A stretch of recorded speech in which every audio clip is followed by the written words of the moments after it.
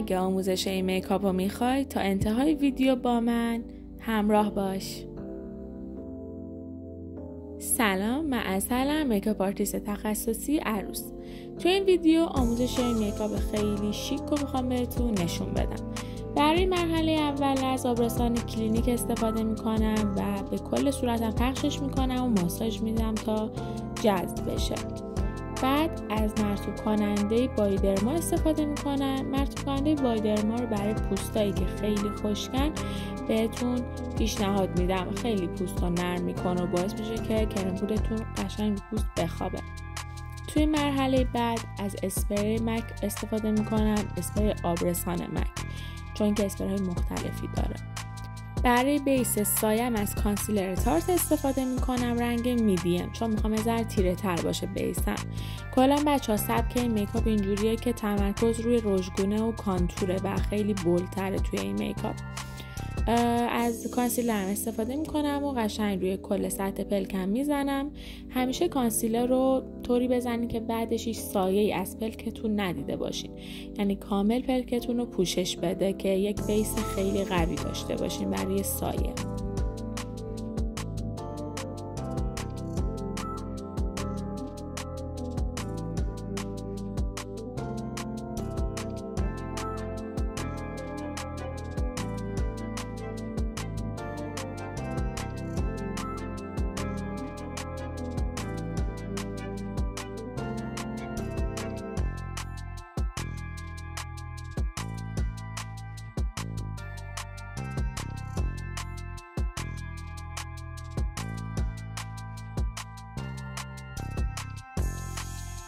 بعد از یه رنگ صورتی ملایم استفاده میکنم برای خشک کردن قسمت جلوی چشمم.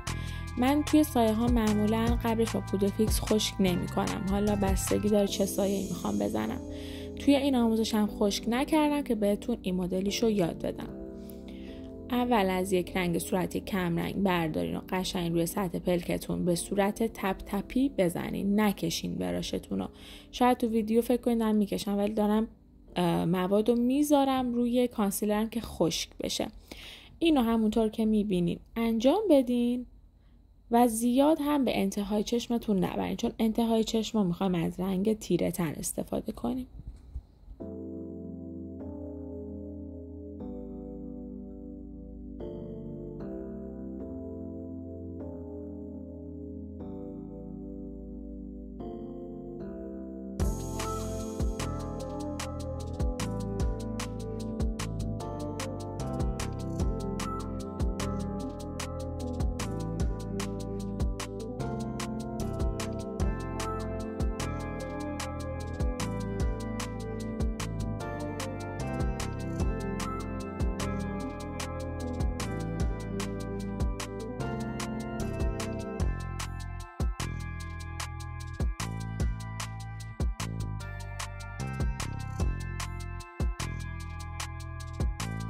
برای خشک کردن زیر ابروم از استودیو فیکس پاودر مک استفاده میکنم.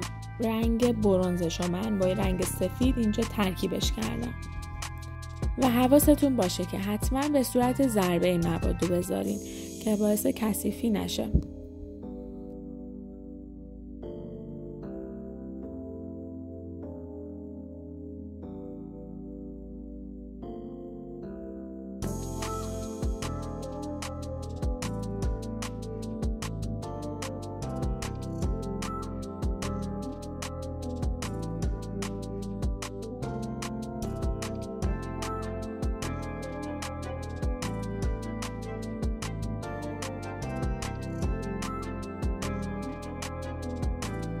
برای انتهای پلکم از رنگ قهوه‌ای برای بیس استفاده میکنم و قهوه‌ای تو نباید زیاد رو به گرم باشه، حالت معتدلی باید داشته باشه.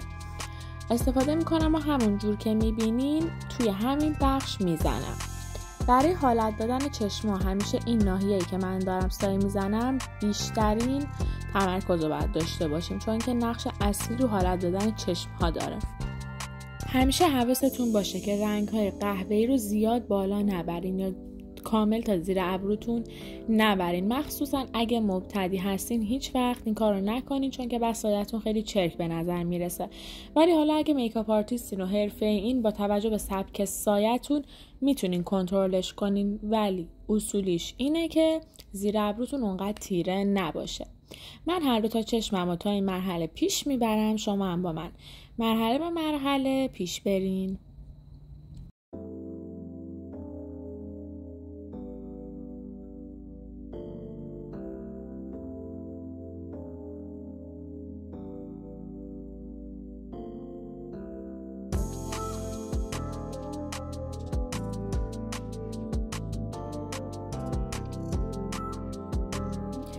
با این براش سرتق از قهوه دارک استفاده میکنم. این قهوه این تیره تر و رو به سردی داره میرم.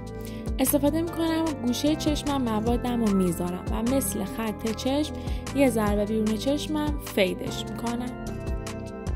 بچه من تصمیم گرفتم که میکاپ این چشمم رو انجام بدم که تایم ویدیو زیادی طولانی نشه. شما هم با دقت بیشتر رو همین چشمم تمرکز داشته باشین و مراحلش رو ببینید.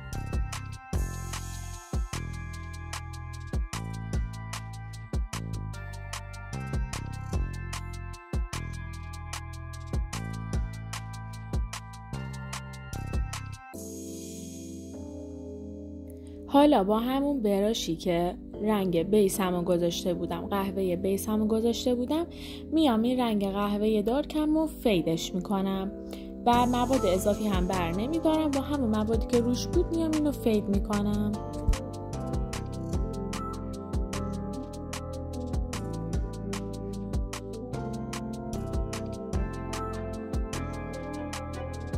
دوباره از رنگ قهوه‌ای دارکم استفاده میکنم و تقویتش میکنم. همونطور که تو اول ویدیو بهتون گفتم این قسمت چشم خیلی مهمه واسه همون تو سایه زدن و باید بهش توجه بیشتری داشته باشیم، مخصوصا روی این سایه که سایه ساده‌ای و فقط با گوشه چشممون کار داریم.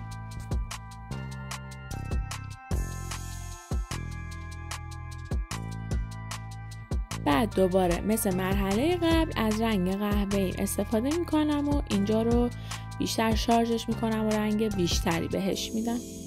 اینجا میبینین کانسیلرم افتاده بود پایین رو داشتم دنبالش میگشتم. به حالت براش من خیلی دقت کنین بچه‌ها که چه جوری مواد رو به سمت جلو دارم فیدش میکنم. برای اینکه مرزها رو از بین ببرین با همون براشی که زیر ابروتون زدین میتونین حالت فید انجام بدین رو سایه‌تون.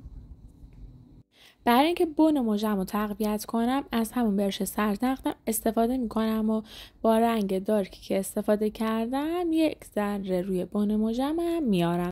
دقت کنین که نباید زیاد بالا بیارین، یعنی همون روی بن مژه تمامش کنین. حالا با براش خیلی نازک دمروباهی از یه رنگ تیره مثل رنگ مشکی، من رنگ مشکی اینجا استفاده کردم و چون خیلی حجم کمی برمیدارم شاید اونقدر متوجهش نشین، ولی از یک رنگ مشکی برمیدارم و حالت خط چشم میزنم روی پلکم.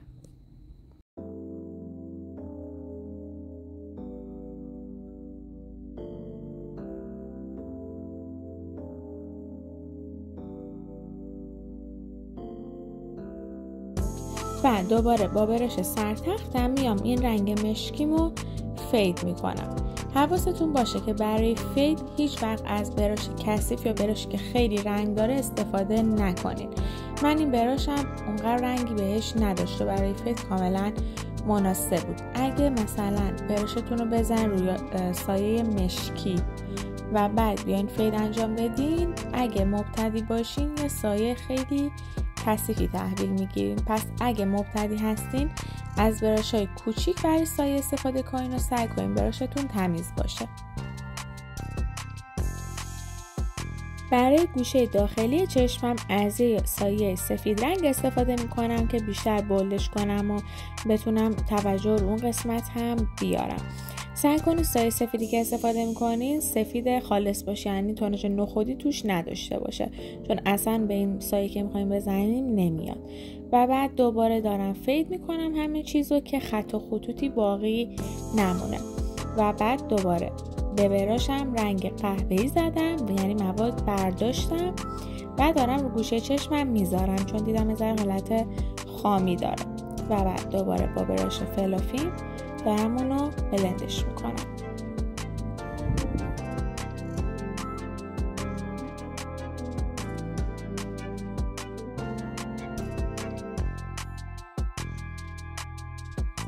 همونطور که میبینیم بچه ها این سایه خیلی شیکه و ساده است و برای این تم میکاپ عالیه. من اون یکی چشمم انجام میدم و میام.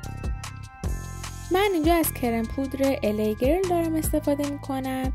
با برش سرتق روی کل صورتم پخشش میکنم.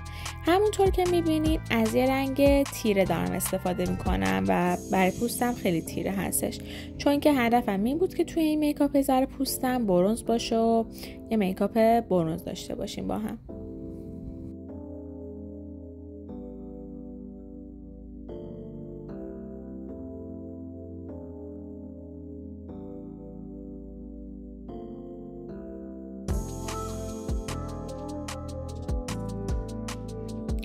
حالا با بلندر نمدار بلندش میکنم. برند بلند من از شیگلمه و ازش راضیم، خیلی اوکیه، بلندر خوبیه، میتونین تهیهش کنین و استفاده کنین ازش.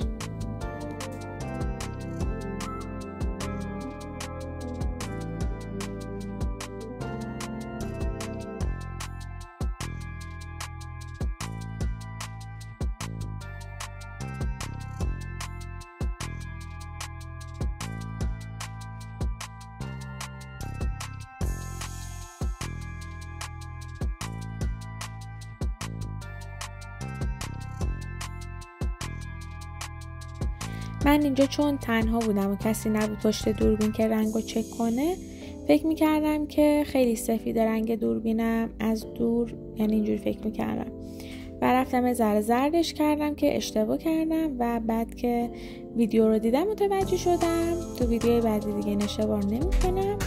گفتم توضیح بدم که به خاطر همین زرد شد یه رنگ ویدیو. از کرم پودر سامر خوزامی استفاده میکنم، شماره 51 برای کانتور کردن و با براش سرتخت کوچیک میزنمش.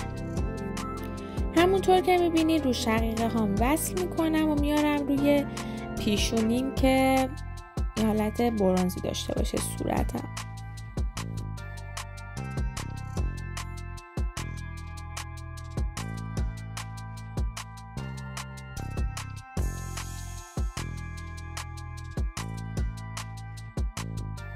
با همون بلندری که کرم پودرم رو بلند کردم کانتورم رو بلند میکنم و سر جای خودشم بلندش میکنم، پایین تر نمیارمش. و اینم بگم که من کانتورم رو توی این میکاپ بالاتر از حد معمول میارم، یعنی من هیچ وقت روی استخون گونم کانتور نمیزنم، بالای استخون گونم منظورمه، ولی روی این میکاپ انجام دادم چون که بهتون گفتم کلا میخوام که تمرکزم روی کانتور رژگونم باشه.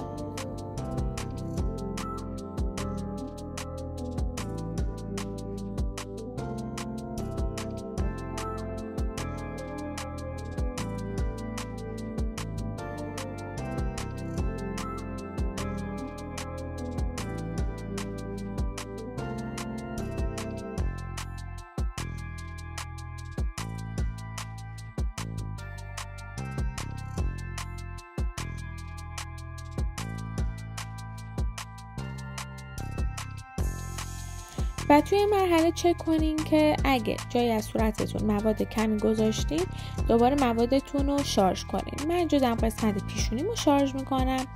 بچه‌ها من کلا ترجیحم اینه که برای کانتور کردن از کرم پودرهای اویل فری استفاده کنم، به خاطر همین خیلی زمانه که از کرم پودر سامر خوزامی برای کانتور استفاده میکنم، از پلت‌های کانتور چرب کمتر استفاده میکنم.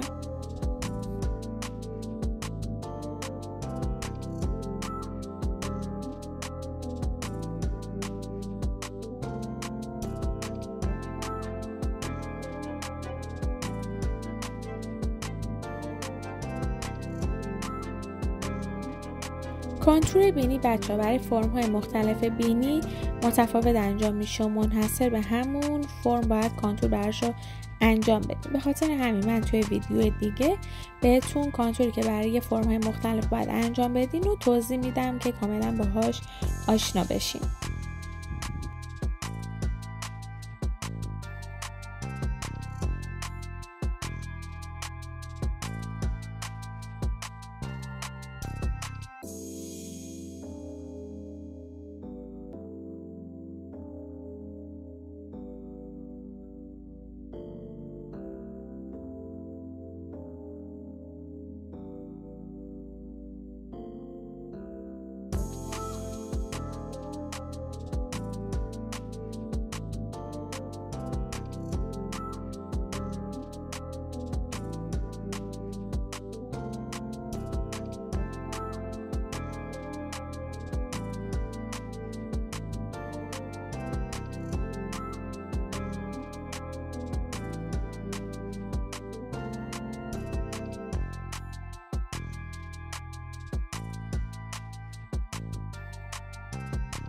رسیدیم به بخش مورد علاقه من، کانسیلر زدن، چون به این اعتقاد دارم که قبل و بعد کانسیلر یک دنیای متفاوتی تو میکاپ.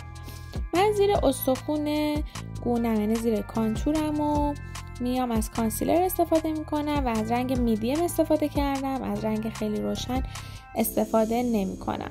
وسط ابروهام تا حدودی یه ذره بالاترشو میزنم، این دیگه اختیاریه. و با بلندر نمدار سر جای خودش فیدش میکنم.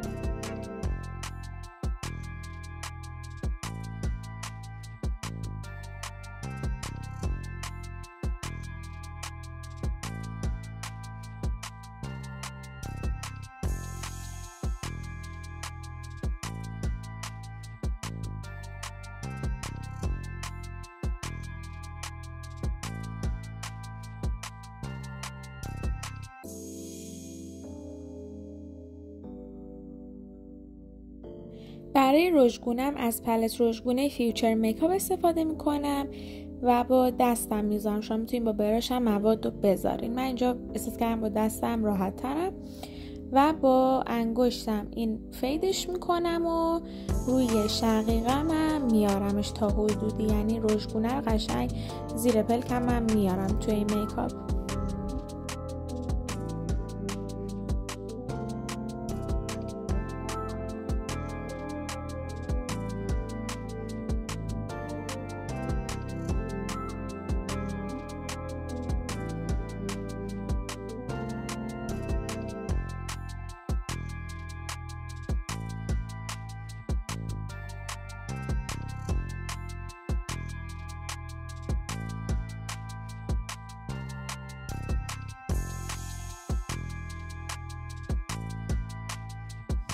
برای این میکاپ کانسیلرم رو فقط توی این نقاطی که میبینین میزنم و اصلا روی گونه هم نمیارم، چون که فقط همین قسمت از چشم رو دوست دارم روشن باشه. اینم از رنگ میدیم استفاده کردم، از میدیم تارت.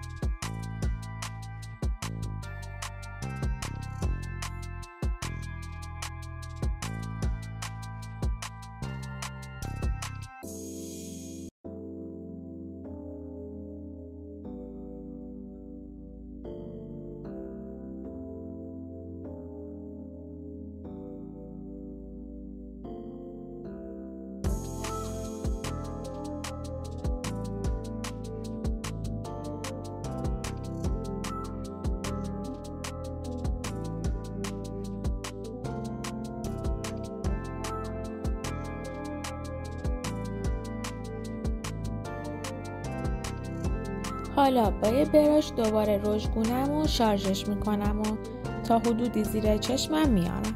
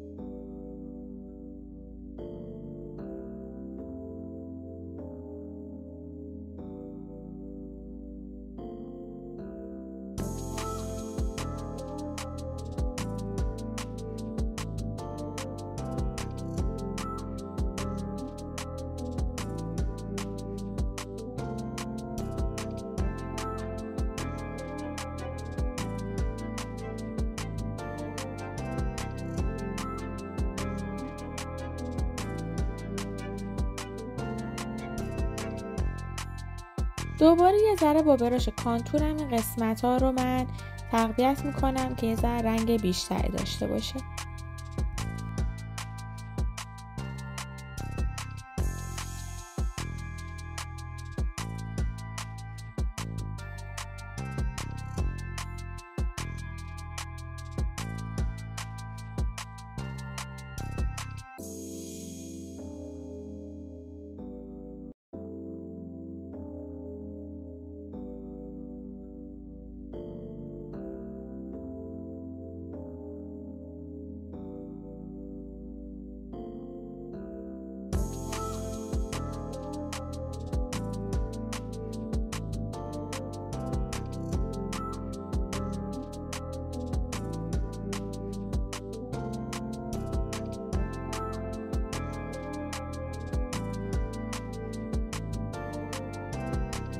من کلا رژگونه تو میکاپ خیلی دوست دارم و تابستونام اکثرا رو بینیم رژگونه میزنم. توی این میکاپ هم چون حالت خیلی پینکی داره من رژگونم رو روی بینیمم میزنم که یه حالت خیلی باحالی بهش میده.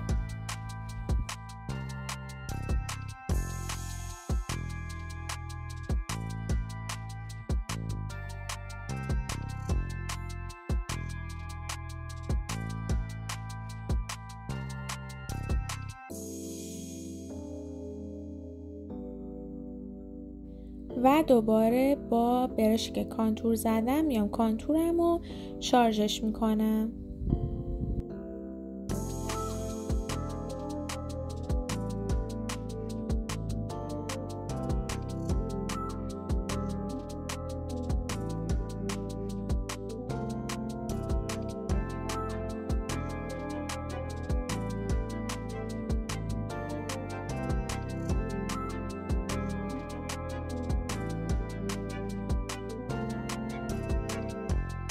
توی این مرحله زیر چشمم رو با بلندر دوباره بلند میکنم تا کانسیلر اضافه توی خط و خطوط رو بردارم، چون میخوام فیکس کنم زیر چشمم رو. من با پودر فیکس بنای زیر چشمم رو فیکس میکنم.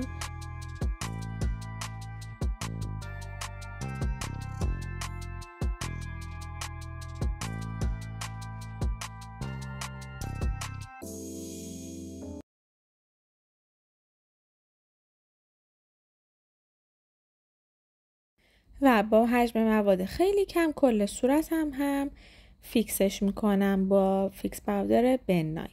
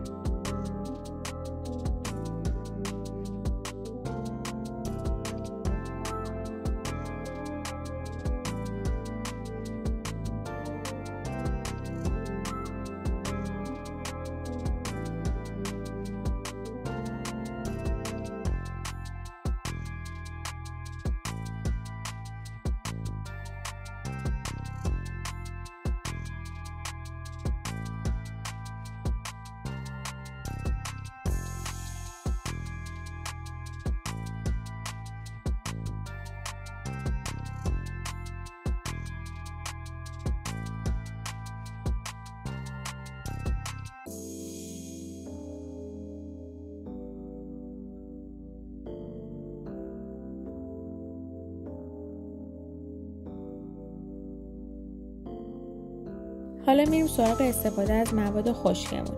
من اینجا از کانتور فیوچر میکاپ استفاده میکنم. یه رنگ گرمشو برمیدارم و روی گونم میزنم، روی شقیقه هام تا پیشونی.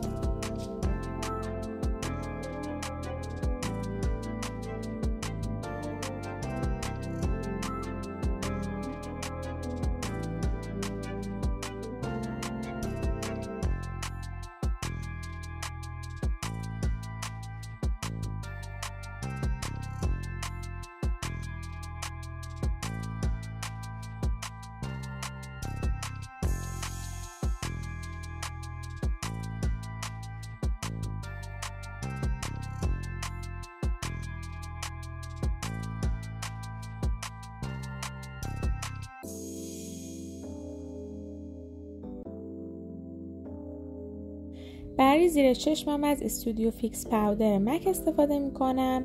خیلی محدود، فقط همین زیر چشمم رو میزنم.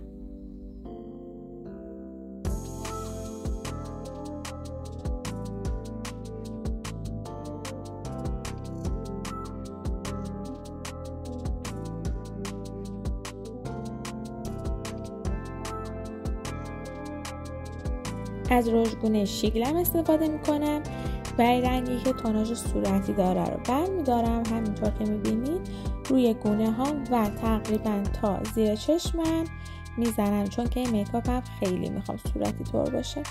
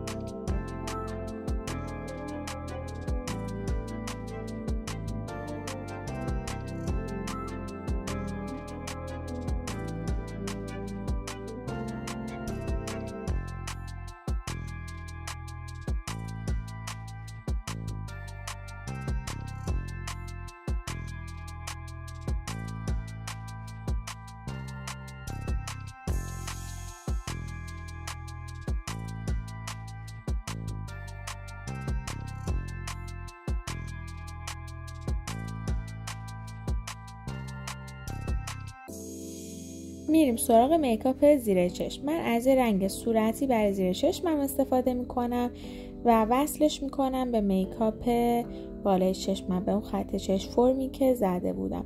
فقط هم از همین رنگ صورتی برای زیر چشمم استفاده میکنم.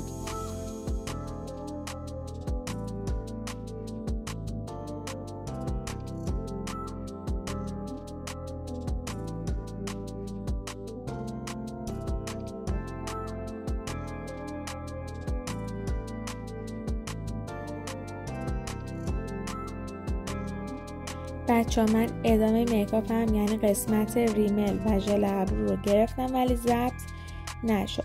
من رژ هامو ریمل زدم و ابروهامو از ژل ابرو استفاده کردم. برای قسمت رژ لبم چون که ویدیو میخواستم برای شورت یوتیوب نتونستم با این کارت ضبط کنم، توی میکاپ بعدی حتما رژ لبم بهتون آموزش میدم. مرسی که تا اینجای ویدیو همراهم بودین. نظرتون رو تو کامنت برام بنویسین و بنویسین که دوستان میکاپ بعدی چه سبکی باشه. دوستتون دارم. بای بای.